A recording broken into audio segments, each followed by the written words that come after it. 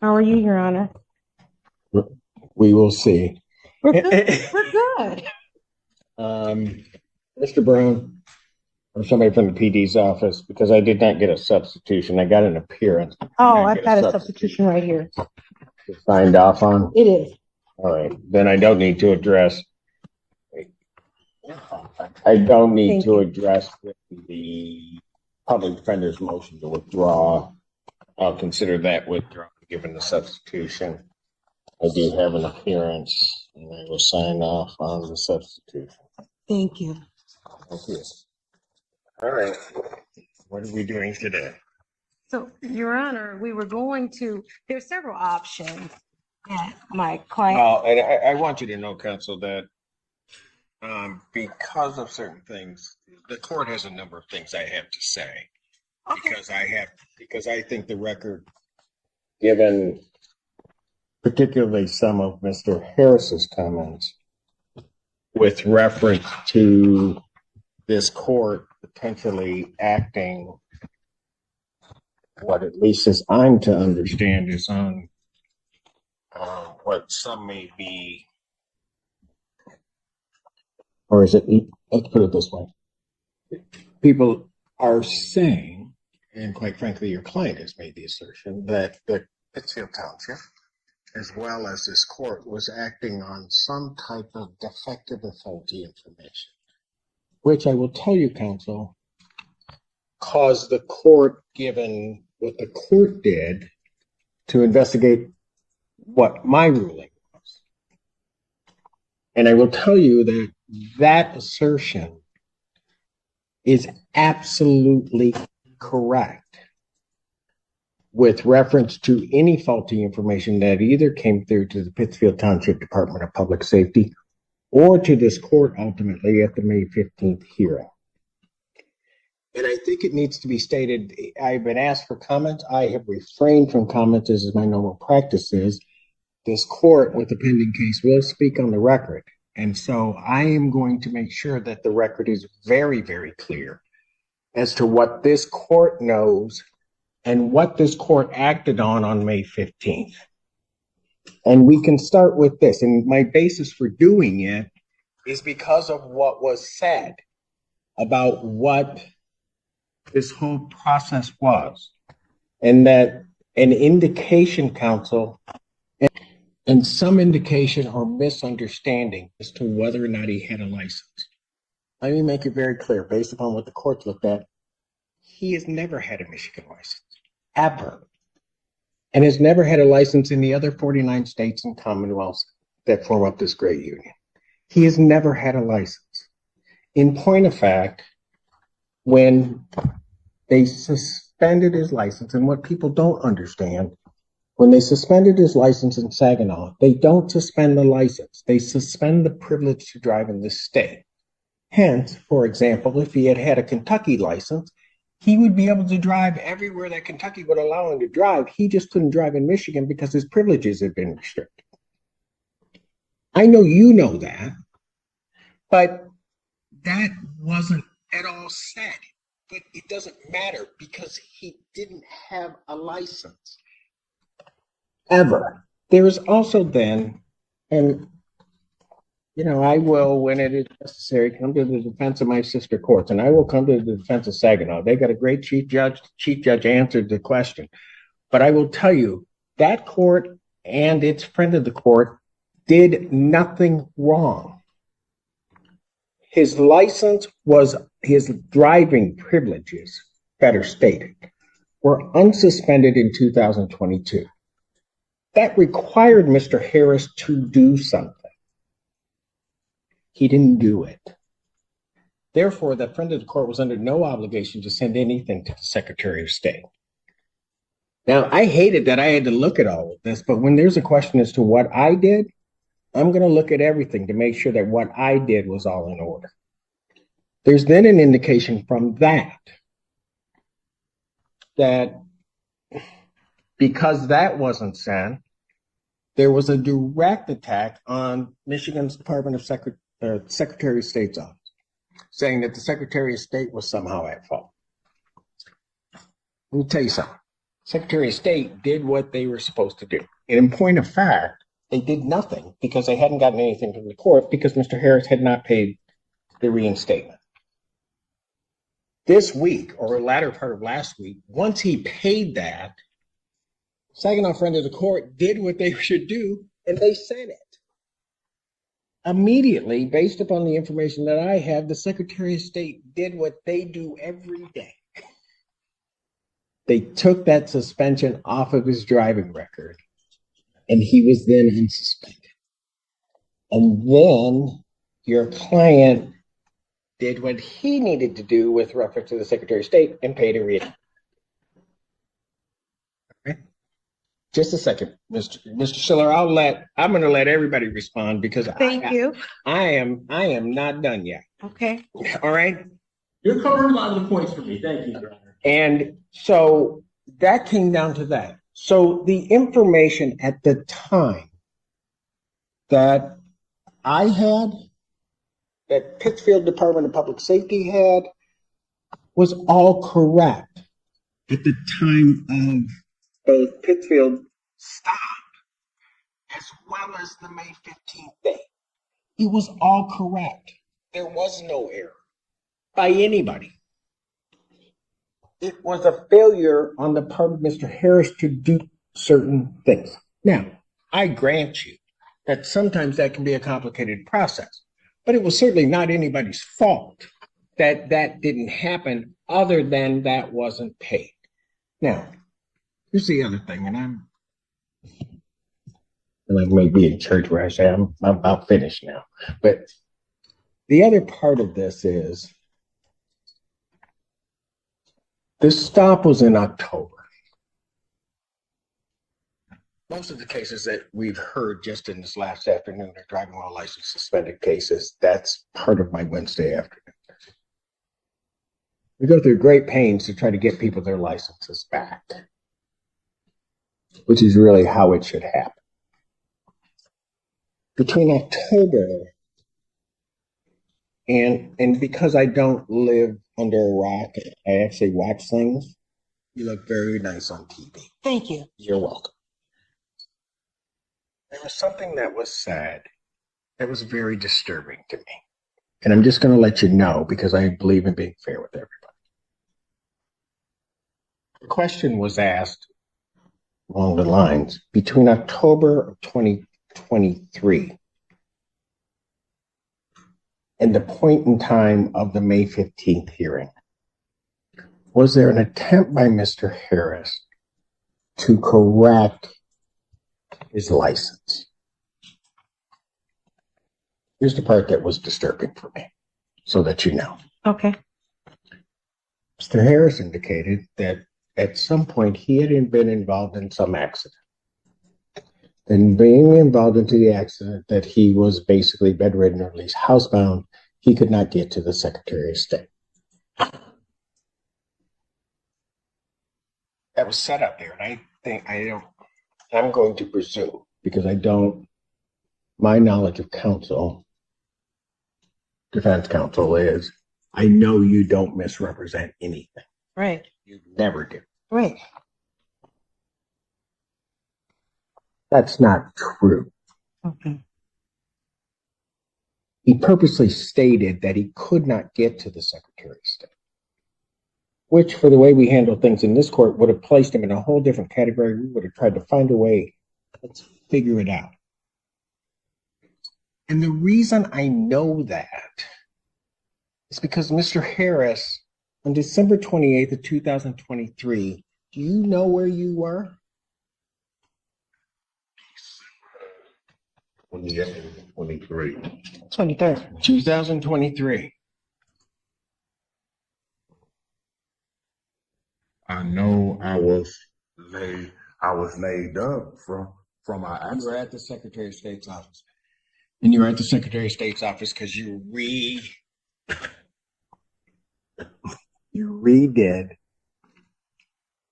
and got your new Michigan ID. I have the date. That's the date you did it. December 28th, 2023. You did.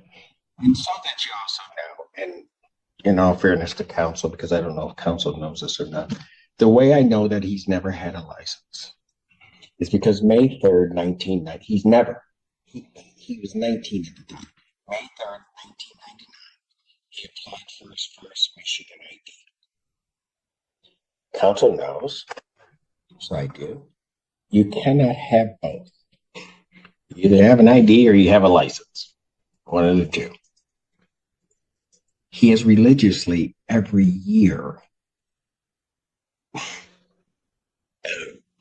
gotten a new ID.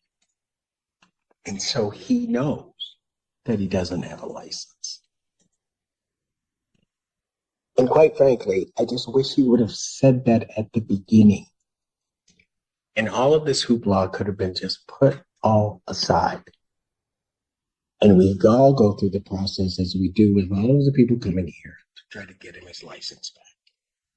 But his falsehoods, misstatements are not going to fare him well in this court. I'm done for now. I'm sure I will have something else to say. Whichever one of you would like to speak first, you may. I'll wait to go last. Yes, I spent yesterday at the Pittsfield Township Police Department with Officer Monaster, performing traffic stop in this case. I also noticed the December 28, 2023 date, and I know the significance of that, and the court just went through that painstakingly, and I thank you for that. In addition, at the traffic stop, when I was at the police department yesterday, we watched body cam video. At least twice during this traffic stop, he acknowledged to the officer that he did not have a valid license. Actually, I don't have a valid license. Close quote.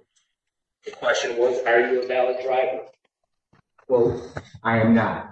Close quote. So, you know what, this is all this hoopla and the circus atmosphere, in my opinion, is an affront to the justice system. I mean, I've been a prosecutor for more than 30 years, and to see this kind of hoopla around a driving while licensed suspended case is ridiculous. And it wasn't caused by this court. It wasn't caused by the Pittsfield Township Police Department. It was caused by the extra judicial statements made outside of this courtroom. Thank you. Okay, so Go ahead, counsel. thank you, Your Honor. Thank you very much. Well, first thing I'd like to say is, very first thing is we're here, and that we all saw this video. I wasn't in court. I wasn't even on YouTube watching the court today, right? I saw it because someone saw it and decided to post it. I can assure you that was not Mr. I don't think he has the capacity to be able to post it like that on YouTube or Instagram. So that was not him. And it happened to take off and go viral. So he had what we saw was him saying he was driving, which he should not have been driving, right? We're told not to drive on Zoom while doing that. So that's how this came to the attention, because the court, I saw you. He said, I can't believe this. Is he driving? And we all said that. Everyone who saw that video asked the same question. And that it became a joke. It became a complete joke. Now, with respect to what we want to do, and I cannot say anything with respect to what my client has said, but when we talk about the hoopla, my client didn't start the hoopla. Perhaps he's made some comments, but he didn't start the hoopla whatsoever. That was someone that was outside of his control as to how it went viral. He had no control over that. And that I'm going to stand on that. He did not send it out to Instagram. He didn't send it out to wherever. He didn't do that part. So with respect to, did he have I don't want to try this case today at all, but what I want to do is focus on what's good. Now, what was good? That day in October, this officer here, that could have gone a whole other direction. And I'm so happy that you were so kind and courteous to my client. Thank you, officer. Thank you so much, because it could have gone another direction. We are here right now. My client has an appointment to go to the Secretary of State for his permit. He's working on that. I want to focus on how do we correct this and cure this? How do we go forward with this situation? whatever, he was not under oath under any of the things that he said. So we're not talking about any type of perjury going on. Very true, right? True. So with that being the case, let's move forward with this. He is here. What I'd like, this is what I'd like. Because Counsel, let me just. yes, I would like to move forward too yes. on this case. We handle these cases all the time. But I will tell you, as you know, having appeared before me, the one thing I don't like is when people don't take responsibility for what they've done. When they take responsibility for it, we will use whatever we can to try to get you to another spot, because it doesn't behoove any of us for you to be in that spot. One other thing that I will say, when you say it wasn't started by him, oh, it certainly was. It certainly was when he made his first statement to WXYZ about blaming people for this happening. And he shouldn't have done it, because when you look at the whole thing, the person that needed to be blamed, and we can go back to a lot of other points, but I'm not here to embarrass it, but the person that needed to be blamed is the person that he was staring at in the mirror. He didn't do what he should have done, and that's okay. The majority of people that come here on a licensing didn't do what they were supposed to do. That's like a given. They don't go about blaming anybody. They just say, Your Honor, I didn't pay the ticket. Your Honor, I just didn't do it. I just didn't have the time to do it. I just didn't take whatever. Right. Just own it. Once you own it, then it becomes a whole lot easier just to move forward. Okay, I'm sorry. I interrupted you and I said I wouldn't, but I understand. my court. I No, I know who you are, and I respect that. So where I am is where I've always been, because I can assure you that when he did speak to WXYZ that day, I wasn't representing him. I was representing him yesterday, right? And and you would heard my message. It said, what steps are to correct this? And that's what I'm about, Your Honor. How do we correct this, right? I understand the entire process. I have not gone into detail, but I will take the word of the court and of Mr. Stiller here, brother counsel, and about the background and the history of it. But how do we go forward? And that's why I'm here to sort of minimize. You okay? He did get into an accident. Please, Your Honor. Right back. Oh, hold on. Okay.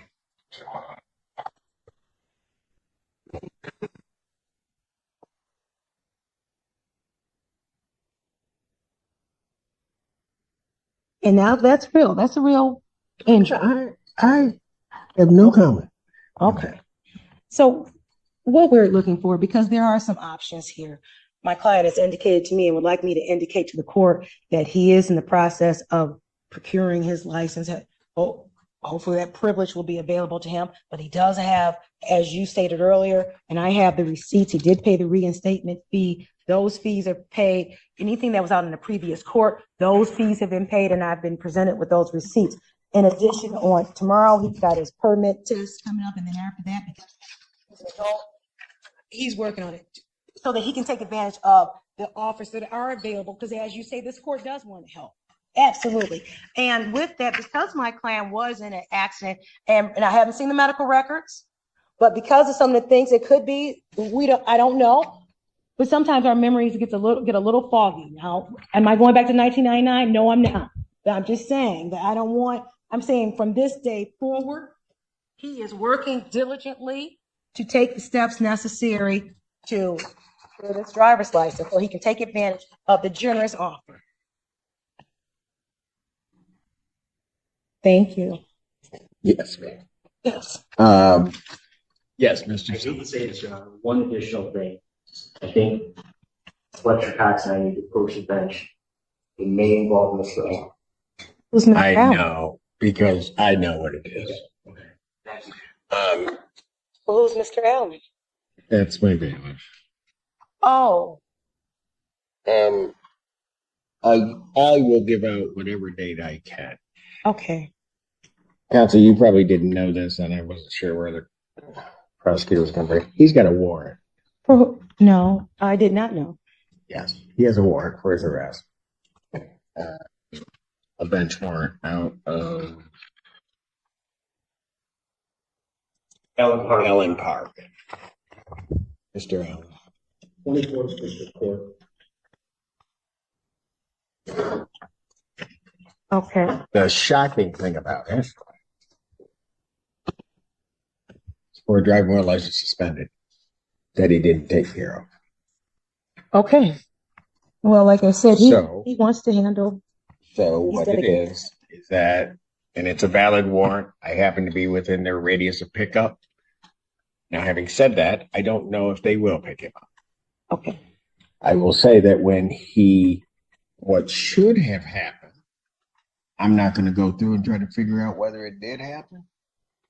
But when he was arrested, when he turned himself in on my revocation of bond, upon being released, he should have been apprised, warned, and released to go take care of it. I don't know whether he was. I really don't care whether he was or not. All I know is that was back at mid-May, and it hasn't been taken care of. And it's still valid.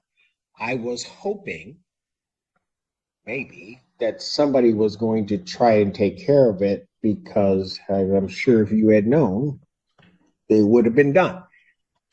So much so that part of my delay in getting out of here was to make sure that it was valid. I had my staff running right before I came out, so that if I had not taken care of it then fine, we were okay, and I didn't need to deal with it. Right. But it's still there. Okay. So, will July 17th work as a new date for you? Come back. Because, as I understand it, he is right now not licensed. So if he goes in on Thursday, gets his permit, he's got to drive for at least 30 days. Apparently he knows how to do that part. Sorry, that was bad. I'm sorry, I didn't need to say that. But he knows how to do that part, but then he's got to go back, take the test. Right. And then he can do that. He may be able to accomplish it in that time, that 45-day period. If not, I mean, counsel, I just want him to have a license. We all want the same thing. One moment. So the 17th, it may not be me, it would be another attorney from my office. Well, I don't I'm want in that. trial. I don't want that. You want me? Yeah, Okay. I know. You'll never hear me say that. But I don't want to go through this whole, you understand it. Right. No, I get it. So I started trial on the 15th and What's my date after the 17th? August 7th. What about August 7th? We can just put it out, and then he can do what he's going to do or not do what he's going to do, but he should be able to. August 7th at 1:00, or would it be at 9 a.m.? I will set it at 9. We will send an invite now that we have your appearance. So you'll get a direct invite from us as to what time about these. Okay. And then I just need one moment to talk to my client. He wants Yes. to tell me something. Okay. August 7th at 9 a.m. At 9 a.m. I'm going to take him into custody on the warrant. The only question that I have, and the way I look at the warrant, the bond looks like $500. Okay. Two things. First, I don't know whether or not they'll come get him. If Right. they don't come and get him, we'll release him. We're not going to hold him. If they are coming to get him and he's going to be held, the only question I would have for you, counsel, is do you want me to set a nominal bond on this so that he gets credit, or do nothing and not worry about it? I'll leave that up to you. Okay. That will be, but absolutely, I want him to be able to get full credit for anything that is necessary. So let's do it this way. If he's not, so I'm going to take him in. If for whatever reason he's not released tomorrow, call my office, and with the agreement, I will set a nominal bond Okay. on it rather than do it right now. So he has to deal with two things.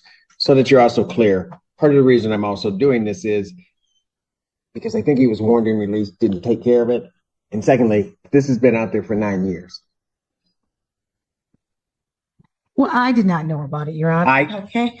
Counsel, there is not a doubt in my mind that that's true. Yeah, no, you did not. I I'd go to the bank on that one in a minute, because I know you would have taken care of it. Yes. All right. It's going to be taken care of today. His wife is here and Yeah. it will be taken care of. So I will absolutely call your office tomorrow to see call the court to see the status of it. Ooh, we're going to take care of this. All right. Okay, that's Very what we're good. going to do. We'll see you in August. Okay. Defendant is remanded on the Allen Park. Sir, you can go with my bail.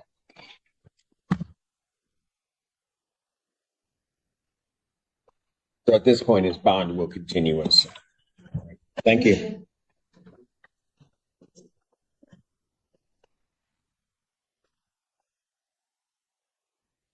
Counsel, as he's going, can you tell him just to be quiet?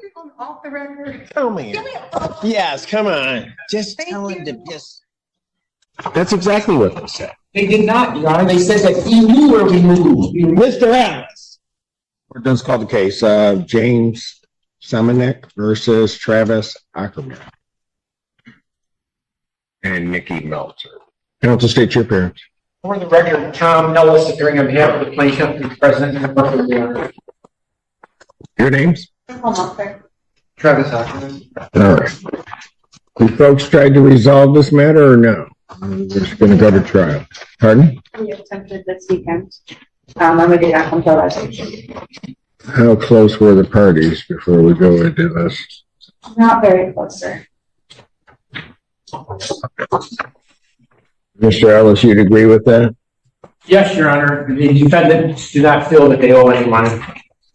On this matter, then, this is the date and time set for trial on the Samanek matter. You ready to proceed? Yes, Your Honor. All right. Go ahead. Your Honor, we have filed a motion to amend our complaint to include a complaint of damages, and I received no response from the defendant. When was the motion filed? These are going yesterday. You guys get a copy? That was addressed on May 21st. I don't see a copy of the motion. I can approach the bench and give a copy. Do you see it in our thing that it was filed? You do? Yeah. I don't know, on May 20th, plaintiff submitted the motion to, it may have been filed in Saline. Do I need to reach out to obtain a copy? Do you need me to reach out to obtain a copy? I've got one in front of me. When did you guys get a copy of this? It was stated May 21st, 2024. So a few days A after few that. days after that, And what? just before heading into Memorial Day weekend. 21st? Yeah, this was dated May 21st. Well, what date did you, the postmark? What is that? Postmark on May 21st right here is the date that it was sent out. So this is raising issues that they're entitled to answer regarding the security deposit.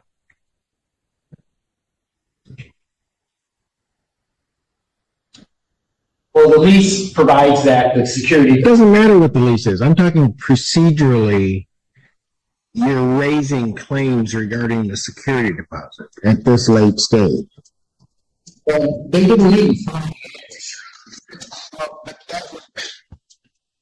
Precisely my point. They would be in, you haven't alleged that they haven't in this alleged amended complaint. You're just alleging a claim against the security deposit. Because I think as we were here at the last hearing when we were talking briefly about it, they had indicated that they had provided a forwarding address. I do not believe that's what they said. I believe That is exactly what, is that what you said? Yes, sir. Your Honor, No, I don't, just answer my question. yes, sir. That's exactly what they said. they did not, Your Honor. They said that he knew where we moved. Mr. Alice, they said it the last time. I just said it. I asked them to verify that my recollection of what they said is correct. If you have a dispute regarding the facts, fine. But if you're telling me that my recollection is incorrect, you're wrong. They said it. You may disagree. That's fine, but that's an element of any claim against a security deposit, which is precisely what I'm saying. Procedurally, this is a problem.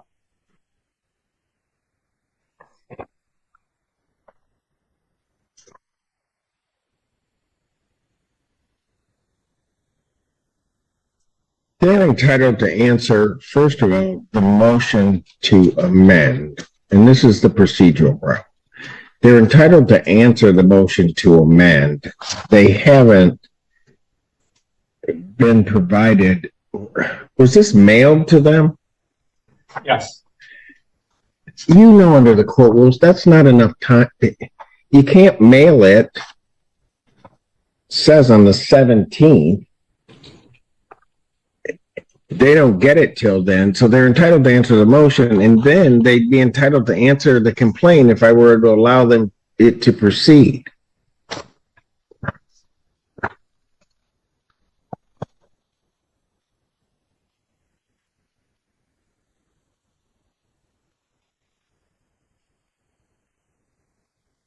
Folks, do you know what you want to do on the motion?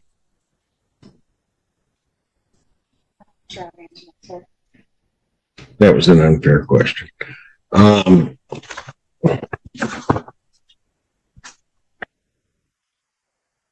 Folks, do me a favor. Can you look at that amended complaint for me? And look at paragraph 3. You see it, the numbers that are there? All right. Without telling me why, because you don't, I'm not sure what I'm going to do with this yet. Are you disputing the electricity? The electricity? The electricity amount. We had no collection of that electricity until the last hearing. So we had no opportunity to even pay Mr. Simmons back for that. Okay, but let me. I don't have a problem with that. Pardon? I have no problem with that. That's fine. You have no problem disputing it, or you have no problem with that? Okay, that's right. That's right. The $2,400 in rent, are you disputing that? Yes. The propane, which we talked about, is obviously in dispute. And as I recall, at the end of the hearing, you're disputing the paint damage. Mr. Ellis, why should I allow this amendment at this late date? Pardon me, Your Honor? Why should I allow this amended complaint? Because it raises new claims. Well, I thought since they did not answer the complaint, we have the absolute right to file an amended complaint without leave of the court. And they never answered the complaint. So landlord-tenant proceeding, they can answer orally. Jeez, oh Pete. Know the procedure before we walk in, counsel. The court's going to stand in recess. Sir, did you have a problem hearing? We have equipment that we can have my staff agree to you so that you can hear the proceedings. Thank you. All rise. Court recalls the case of Samanek versus Okerman and Meltzer. All right.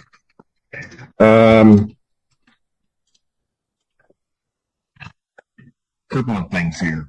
First thing is the motion filed before the court. Usually leave is freely given to amend. This motion the court could consider to be an untimely filing of the motion to amend the complaint. Mainly because it doesn't. It changes the claims and makes a claim against the security deposit. There are certainly disputes, I guess, as to whether or not the Security Deposit Act has been complied with. Now, what that means, since you are operating in pro per, I would just indicate if it hasn't been complied with and wrongfully withheld, you could, under the Security Deposit Act, be entitled to double damages. That is one of the penalties under that act. Not saying that that's the case here, but it is certainly something that is within the realm of possibility. And that, quite frankly, would have been there absent the complaint, absent this motion to amend or the first amended complaint. So there's that. To try to get this matter resolved, and the court really is of two minds. One, given the timing of this and the setting for trial, I almost don't want to permit the amendment of the complaint. However, what would in effect happen is, in this court's mind, litigation regarding it would happen in any event, whether initiated from the defendants or whether initiated from the plaintiff. So my thought is to just get everything here and try to resolve it. However it gets resolved through trial. Having said that, the other problem then arises. So for you guys, that would be that unless you're objecting to the motion itself, you're then entitled to answer, which I would grant the motion. So let me make it easy, all right? So you don't spend your time with that. Then you're entitled to file an answer regarding the complaint, okay? And basically it's an admit or denial or put forth your position regarding each of the allegations that's in this complaint. Yeah, having said that, the problem with the complaint as presented to the court is that the complaint would not survive a C8 motion. And that motion, frankly, on the face of the complaint, because it involves the Security Deposit Act, doesn't state the necessary claims regarding the Security Deposit Act. And I know I'm talking in legalese and I'm trying not to. Okay. A C8 motion basically says that on the face of the complaint, just looking at the complaint, that the complaint fails to state a claim upon which relief can be granted. The remedy for that is not dismissal necessarily of the complaint out of the gate. It is to permit amendment of the complaint. All right. Got it so far? When a claim is made against the Security Deposit Act, there are certain, as I've indicated, certain requirements. Certain of those requirements must be pled, except to some very specific limitations within that act. So what I'm going to order is this. And folks, if you don't understand anything that I'm saying, just because this is an awkward posture for this case to be in, but just go ahead and ask me and I'll answer it. I'm allowing the complaint to be amended, but I'm directing that plaintiff must file a proper complaint that would, at least on its face, withstand a C8 motion and properly state a claim upon which relief could be granted under the Security Deposit Act. Plaintiff is to do that within 10 days. Defendant then has, I'm going to require a written answer this time. Defendant to file a written answer to the complaint within 10 days after receipt. Okay? So, I need an amended complaint from the plaintiff 10 days out. Once you receive it, even if that 10 days hasn't expired, you need to answer within 10 days of receipt. Then adjourn the non-jury trial to, on the way out the last time, my understanding is there are nuptials that are to be occurring. So non-jury trial, June 18th, 9 a.m. Okay. And then we'll proceed at that point. Have your witnesses, have your exhibits, have everything available on the 18th. We're just going to try to plow through as much as we can. All right. Any questions from either side? So No, Your Honor. All right. And Mr. Semenek, did that help you? Okay. So next time when you come in, just ask for it, and we'll make sure you get it. Okay? Thank you. It does help. No one is ever going to come into this courtroom and be intimidated in some way by some threat to their profession. Court does call the case of the people of the state of Michigan versus James Witt.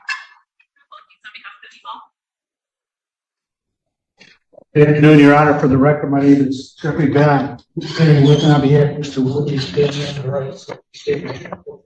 James Whitley. Thank you. All right. Council and I approved for that. Yes, you may. Thank you. 14A District Court in the County of Wilson, State of Michigan is now back in session. The You may be seated. Back on the record in the case of people of the state of Michigan versus James Whitley. Typically, oh, go ahead. Thank you. No fault use on behalf of people.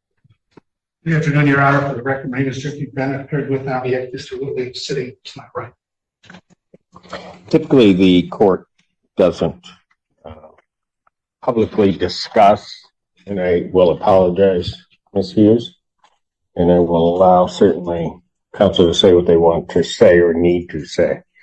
The court doesn't discuss bench conferences, but I think under these circumstances, I'm going to certainly disclose that unless Ms. Hughes, since it was your issue that you brought to the court, unless you have some strong objection to that. I have no objection. Thank you. The court has been informed that it's been alleged that the defense counsel has indicated that should this exam begin, that it may be his intent to grieve the elected prosecutor for pursuing this case. Court has some concerns with that. First and foremost, that posture in and of itself can have a chilling effect, not only on just proceedings and may be an attempt to interfere in these proceedings, which may in and of itself constitute a grievable offense, but also that this court, if that is indeed the allegation, would not proceed with a hearing that would require someone to then commit a grievable offense. And Ms. Hughes also disclosed to the court that she, in essence, went up her chain of command to seek their advice as to what she should do. It was ultimately said, I think, at one point to certainly bring it to the court's attention, which I think is appropriate since it's under. Mr. Bennett, I will ask you whether or not you believe, in this case, that the people in proceeding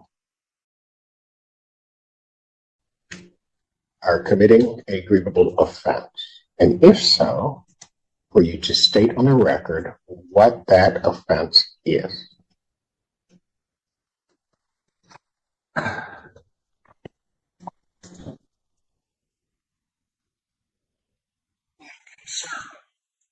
not asking for your concern. I'm asking for you have made an accusation that no what? I don't believe that they're committing a grievable offense. Do you believe that in starting this exam that they would be committing a grievable offense? Yeah. Was that said to the prosecutor? That was said, I don't believe it was said in the manner that was described at the bench, but certainly. Then tell me how it was said. There were two things. One, at the bench, do you want me to ignore the one you didn't disclose? Tell me how it was said. What I said is that I believe that if the state were to go forward, that it would be grievable because I believe that the prosecutor is not following through on their ethical obligations under the Michigan Rules of Professional Conduct. Which ethical obligation are they not following for? The two that I am concerned about are, one is determining what the actual facts are, and the two is prosecuting somebody who may in fact be actually innocent. What I did was I had offered Ms. Hughes, if she felt that it was appropriate, if we wanted to discuss the recanted note with the alleged victim. I said, why don't we could just adjourn this out and you can talk to her and decide how to go forward. So my only concern is that they didn't make contact with the alleged victim, who now has a different story, but I no longer believe that's a problem.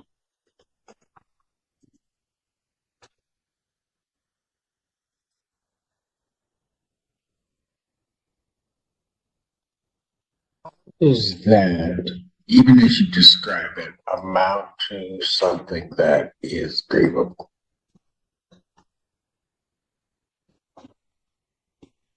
It doesn't. And why was it set? Because at the time I believed that it was grievable.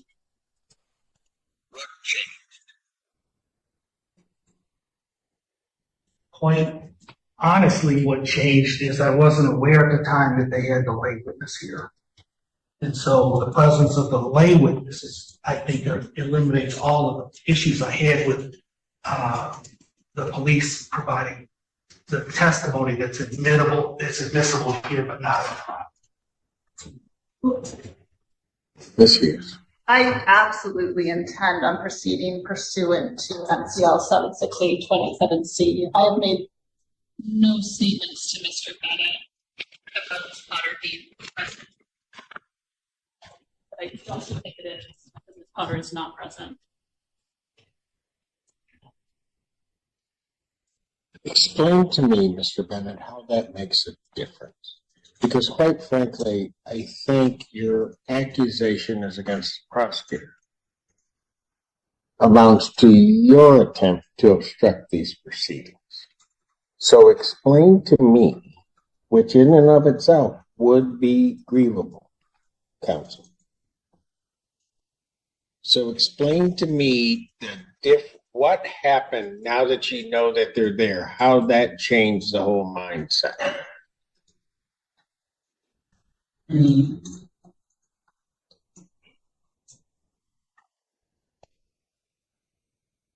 Proceeding with statements that would exclusively be inadmissible at trial and going forward on those.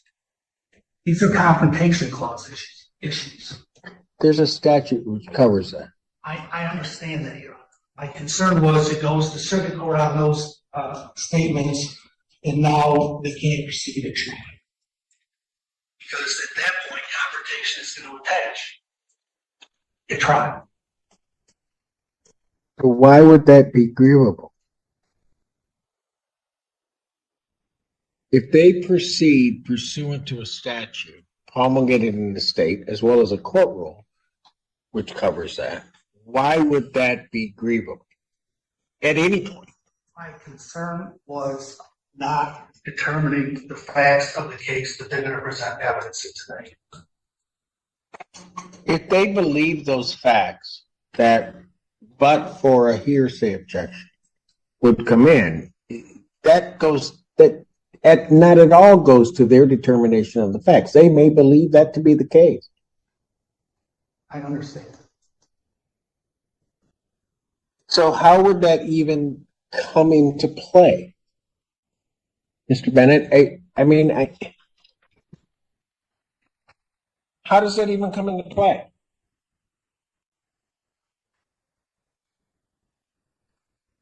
I explained what my positions are. I don't know what else to say.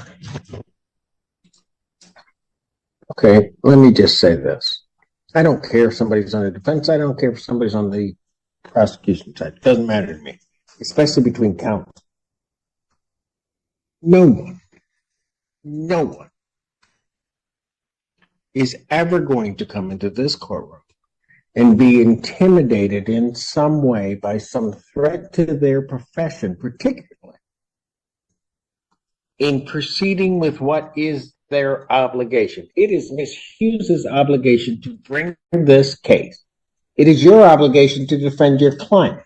She can't make threats to you to try to prevent you from proceeding to defend your client, or to do nothing if your client wishes that for you to do that as the defendant.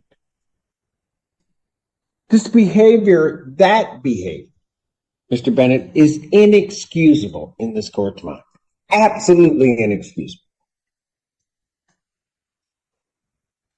And quite frankly, sanctionable. Because you can't try to make somebody not do something by, quite frankly, as I'm listening to your explanation, are just absolutely, unequivocally false threats to their livelihood.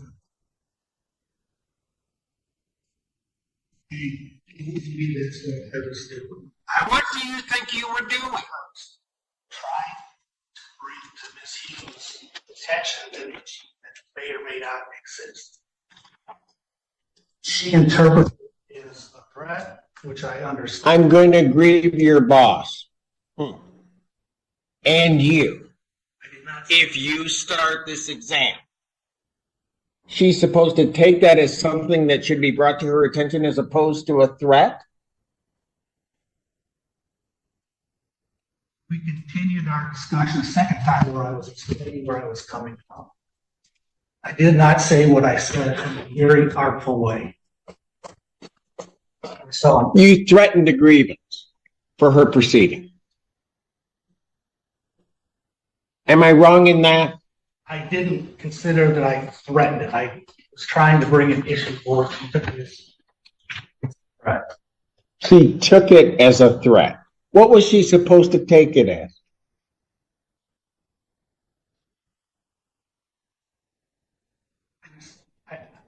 She took it how she took it. I mean, it was a mistake on my part. I acknowledge that.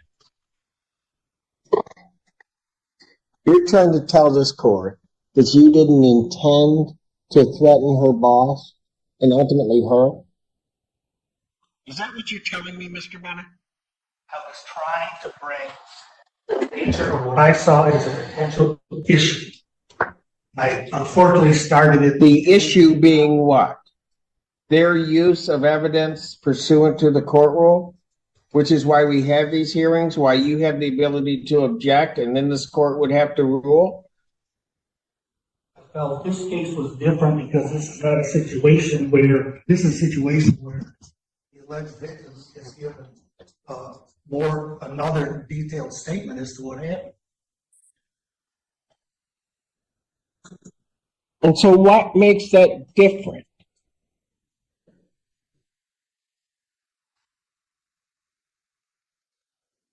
The duty to investigate the facts.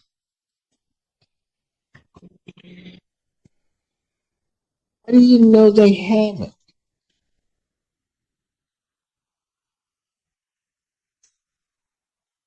Besides her telling me that they haven't, I don't know.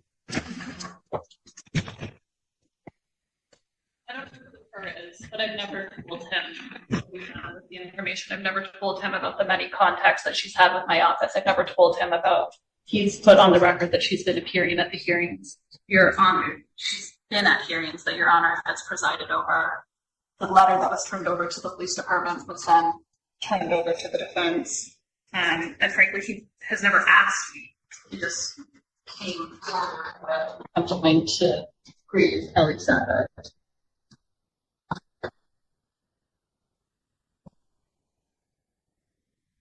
Bennett, I am very concerned. What was your intent on saying that?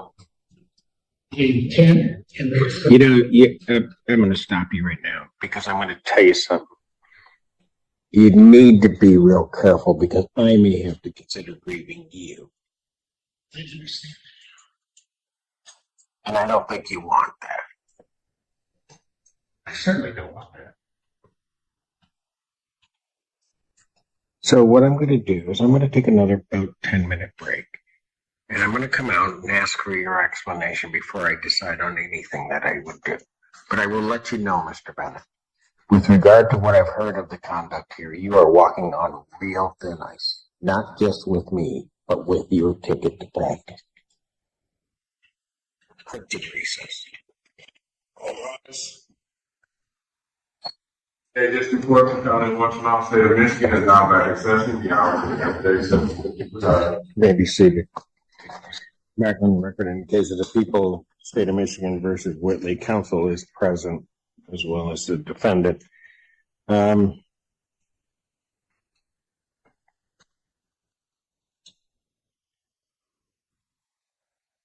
there anything else regarding this issue that either side would like to say?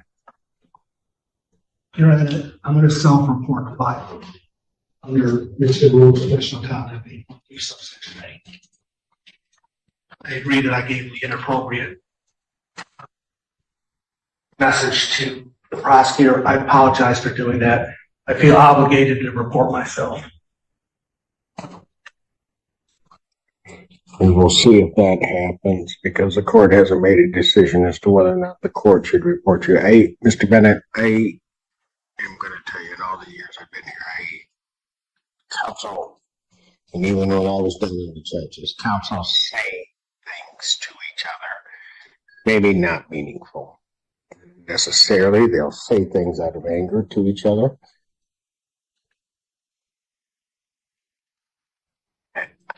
I don't know why you would even think it would be within the bounds of anything decent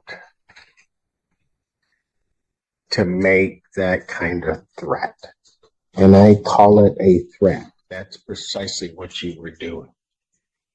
And I have to make a decision now knowing it as to whether or not I should do it.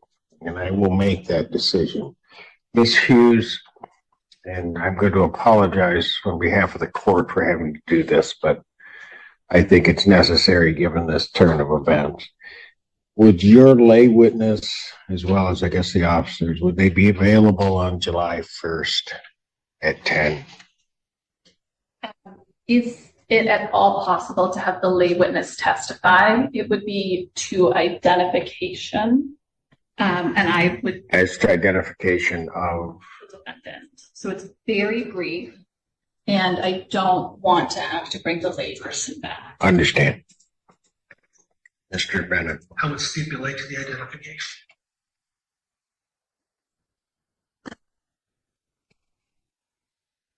So you're stipulating that the person that is sitting beside you is James Whitley and that he was in a relationship with Jennifer Potter on April 27th, 2024. Yes. Thank you. Will that satisfy what that witness was testified to? Yes. Very good. Thank you. What was the date? I apologize. I am going to adjourn this, if it will work for everybody, to July 1st at 10 a.m. That is my only...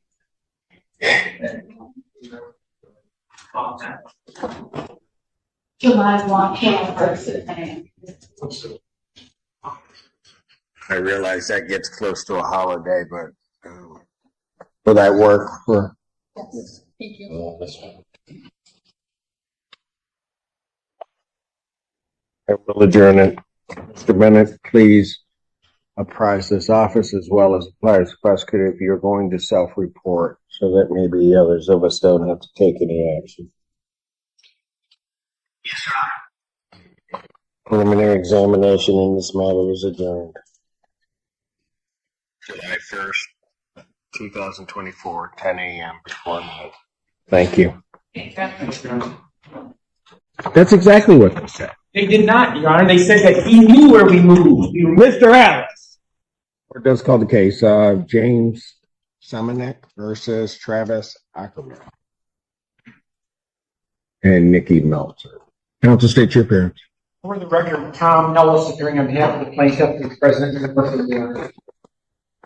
Your names? Travis Ackerman. All right. You folks tried to resolve this matter or no? We're just gonna go to trial. Pardon? We have attempted this weekend. I'm gonna do that until I. How close were the parties before we go into this? Not very close, sir.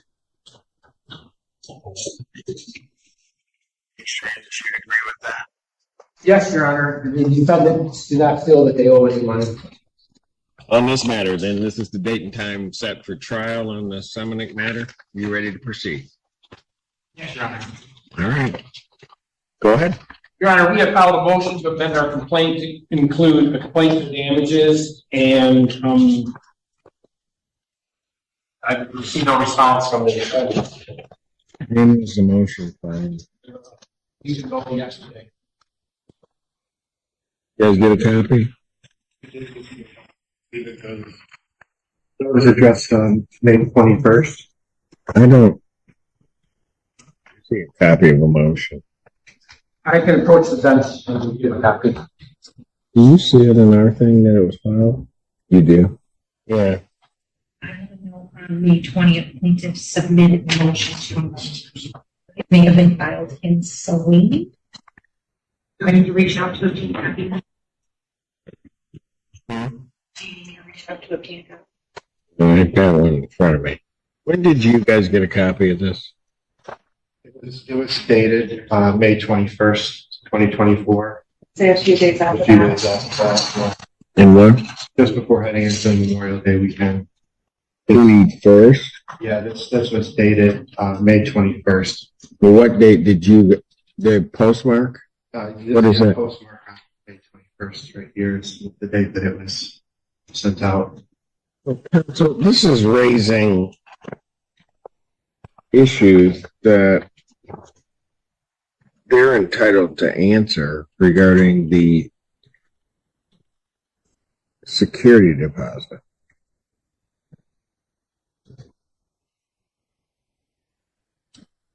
Well, the lease provides that the security. It doesn't matter what the lease is. I'm talking procedurally. You're raising claims regarding the security deposit at this late stage. Well, they didn't leave a forwarding address, Your Honor. Well, but that would precisely my point. They would be in. You haven't alleged that they haven't in this alleged amended complaint. You're just alleging a claim against the security deposit.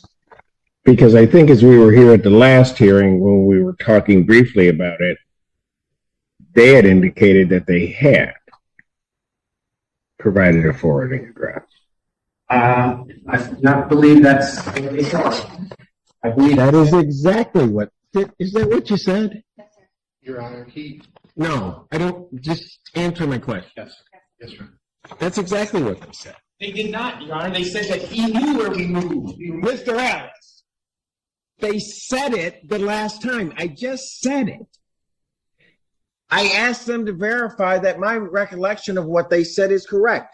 If you have a dispute regarding the facts, fine. But if you're telling me that my recollection is incorrect, you're wrong. They said it. You may disagree. That's fine. But that's an element of any claim against a security deposit, which is precisely what I'm saying. Procedurally, this is a problem.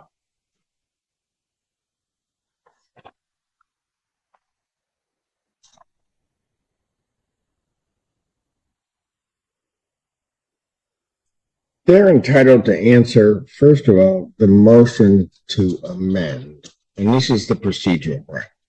They're entitled to answer the motion to amend. They haven't been provided. Was this mailed to them? Yes. You know, under the court rules, that's not enough time. You can't mail it. It says on the 17th. They don't get it till then, so they're entitled to answer the motion, and then they'd be entitled to answer the complaint if I were to allow them it to proceed.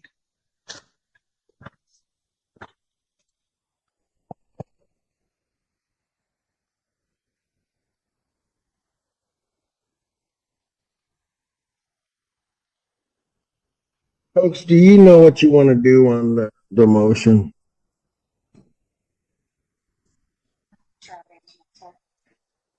That was an unfair question.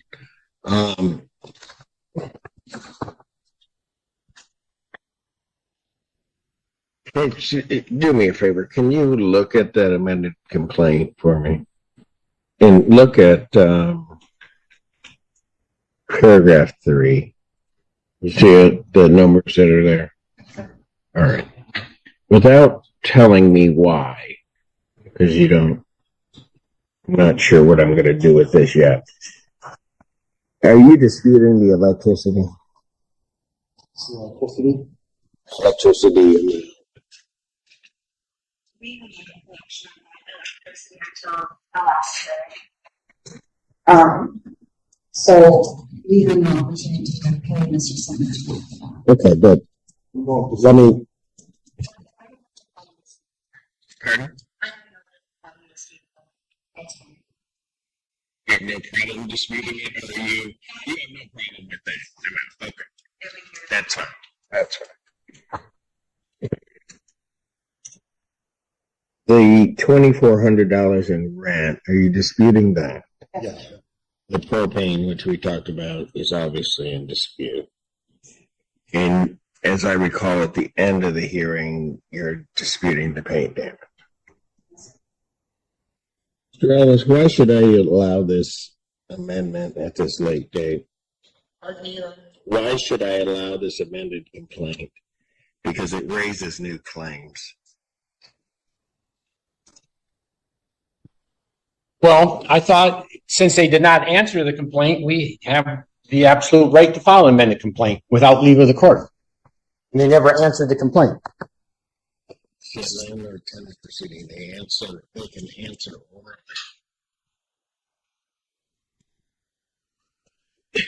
Jeez, know the procedure before we walk in, counsel. Court's going to stand in recess. Sir, did you have a problem hearing? Yes. We have equipment that I'll have my staff provide to you so that you can hear the proceedings. Thank you. All rise. Court recalls the case of Samanek versus Courtroom and Meltzer. All right.